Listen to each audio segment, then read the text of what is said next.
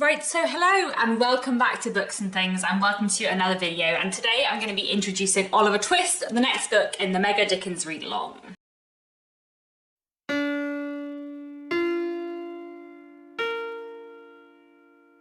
So if you don't know what the mega Dickens read-along is, I'm currently hosting a big read-along where we're reading the works of Charles Dickens in publication order, and in the month of December 2022 we're going to be reading Oliver Twist. Oliver Twist was the second novel that Charles Dickens wrote after the Pickwick Papers, and we're going to be reading it throughout the month of December.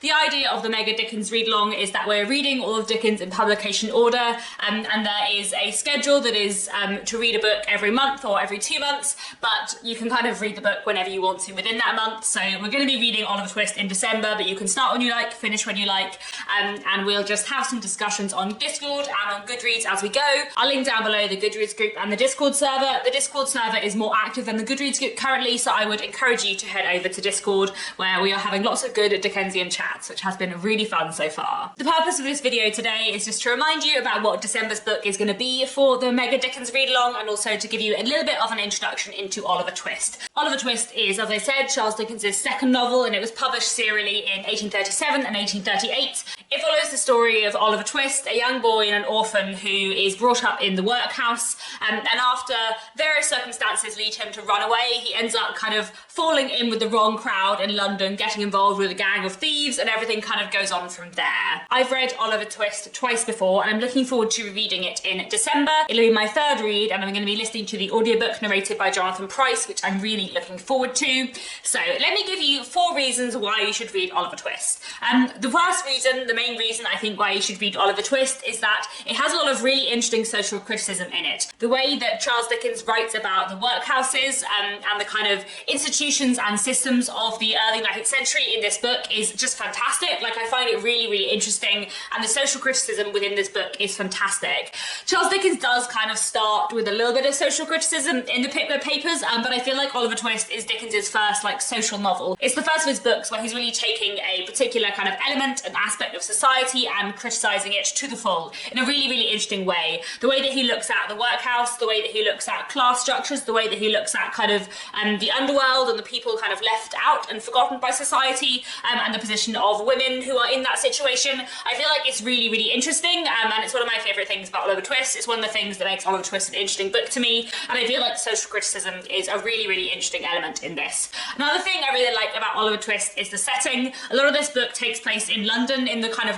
seedy underworld of London, and the kind of atmosphere of that darker world within London in the 19th century is really, really interesting, and something I really enjoy in Oliver Twist. And I also kind of enjoy how the countryside and the city are kind of compared and contrasted in Oliver Twist. I think that's a kind of really interesting aspect of this novel too. Another thing that I think is really worth reading Oliver Twist for is some of the characters. There are some truly fantastic characters within Oliver Twist. I'm thinking especially of Bill Sikes, Nancy, and the Artful Dodger, who are my 3 favourite characters in Oliver Twist, by which I mean in terms of how interesting characters they are. Obviously I'm not a huge fan of Bill Sikes as a person, but he is a fantastic character, and he is very, very, very well drawn. I think in some ways he is the best creation within Oliver Twist, but Nancy and the Artful Dodger are really interesting too, and I feel like the way those characters are explored in Oliver Twist is really, really interesting, and one of the things I'm most looking forward to about rereading Oliver Twist is encountering those characters again, because it has been many, many years since I last read Oliver Twist. And then the 4th reason to read Oliver Twist, which is a really interesting one, is that it's really interesting to read Oliver Twist because it has such a big role in popular culture. It's one of Dickens's most famous works. I think probably after A Christmas Carol it is his most famous book, and the characters and the world of Oliver Twist has seeped into popular culture in a slightly strange way, and it's really interesting to read Oliver Twist and kind of compare and contrast Oliver Twist, the actual book, with the kind of image of Oliver Twist, with the musical Oliver, if you've ever seen it, and with the kind of popular perception, I suppose, of Oliver Twist as a character and Oliver Twist as a novel and all the rest of the characters around him. I feel like the fact that Oliver Twist is so well known and is a book where you probably think you know the story, but actually you don't, I think that makes it a really, really interesting one to read. And it's something I find quite interesting about Oliver Twist, because I feel like both Oliver Twist and A Christmas Carol are probably Charles Dickens's most famous works and the works of his that have kind of seeped into popular culture the most. But I feel like the popular culture image of A Christmas Carol is much more true to the book than the popular culture image of Oliver Twist. So that is something that is really interesting about reading Oliver Twist, and it's also interesting to think about why that happened, why this story captured so many people, why the Victorians loved it, why people since have loved it and read it and studied it, etc.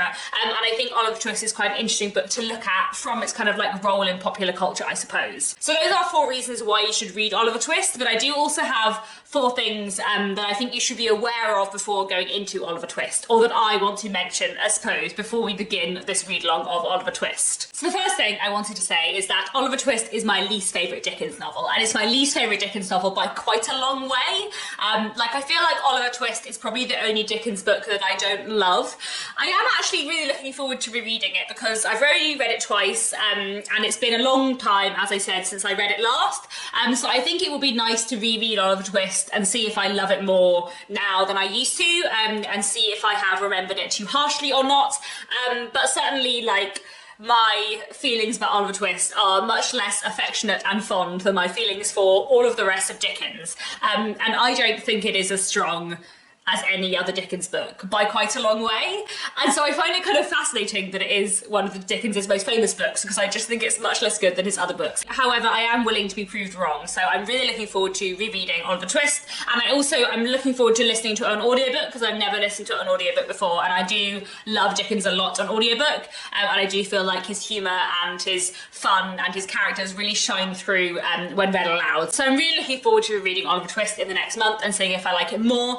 As I have already said, I do think there are some fantastic characters in Oliver Twist, like Bill Sikes and like Nancy, like the Artful Dodger, but I feel like a lot of the rest of the plot and the characterisation is just less strong, which brings me on to the second thing I wanted to say about Oliver Twist, which is I just don't like the character of Oliver very much. I find Oliver Twist very poorly characterised as a child, which I find fascinating because Dickens writes childhood fantastically in some of his later books, thinking especially of David Copperfield and Great Expectations, where I feel like he just captures childhood wonderfully and fantastically. But in Oliver Twist, I just feel like Oliver doesn't read like a child. I feel like he's just an adult, but he cries all the time, and that's his only like feature of being a child. And I remember that both the times I've read Oliver Twist, that's something I felt really disappointed in, was the characterisation of Oliver as a character. Again, I'm willing to be proved wrong. It's been many years since I've read Oliver Twist, but I feel like Oliver as a character is not a very compelling main character. The third thing that I think is worth knowing before you go into Oliver Twist is that, as I have already hinted, it's not really very like its adaptations, and it's not really very like its role in popular culture. Like, the image we have of Oliver Twist is not really exactly what the book is. I feel like if you haven't read Oliver Twist before, but you think you know about the story, or you've seen the musical or the adaptations, you think you know what the plot is, and the thing that you think is the plot is actually the subplot. So Bill Sikes, Nancy, Fagin, the Artful Dodger are important, but they're not actually the central plot, and there is actually another villain apart from Fagin and Bill Sikes who is actually kind of more important, who is often cut out of adaptations and isn't in the musical, etc. There are 2 families who Oliver Twist kind of encounters on his journeys, who often end up getting conflated into one family in adaptations, or one family ends up being cut. I just think it's worth being aware, if you've never read Oliver Twist before, that going into it you might find it's not exactly the story that you think it is. Then finally, the last thing that I think it is worth being very aware of before you go into Oliver Twist is that Oliver Twist contains within it quite a lot of anti-Semitism. Fagin, who is one of the villains of the book, is a Jewish man, and his presentation is, I think, deeply anti-Semitic. And I think that's definitely worth knowing before you go into Oliver Twist. I think especially because a lot of the adaptations of Oliver Twist, and completely understandably to kind of counteract this, make Bill Sikes the really evil one and Fagin the less evil one. Whereas in the novel, Bill Sikes is rough and brutal, but Fagin is the one who is evil, and the emphasis laid on the fact that Fagin is both evil and also Jewish is quite unpleasant. It's mean-spirited and it's nasty. And reading Victorian literature as a modern reader, you always expect to find things that are unpalatable. But I do think it's worth saying that Dickens was criticised at the time for this, and in the last quarter of the book, after he'd received letters of complaint, there are a lot less references to the fact that Fagin is Jewish. And much later on in his career, in his final completed novel, Our Mutual Friend, there is a character called Mr. Ryer, who is a Jewish man who is very good and very kind, and I feel like Mr. Ryer is there as an apology for Fagin. And by accounts we have and anecdotes we have about Dickens, and especially about his conversations that he had with a Jewish couple who he later sold his home to. I think it's probably fair to say that Dickens did realise later on in his life that he had been quite prejudiced in his portrayal of Fagin, but I do think it's worth being aware before you go into Oliver Twist that that is a part of this book, and it's not a minor part of this book, it is quite present. So I think that is worth being aware of. So as I've said, there are many good reasons to read Oliver Twist, but there are also a few things that I think it's worth being aware of before you go into it.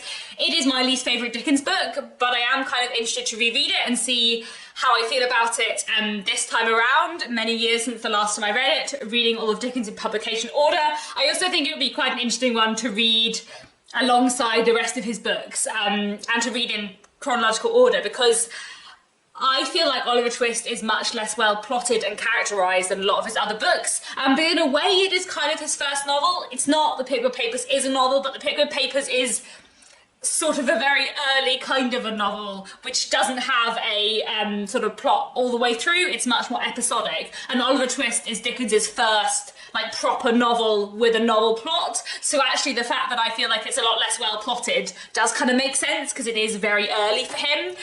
So I think it'll be kind of an interesting one to read in context, in order with all the rest of Dickens's books. So although I have mixed feelings about Oliver Twist and it's definitely not my favourite Dickens, I am really excited to reread it, and I hope that some of you will enjoy reading it too and get something interesting out of it.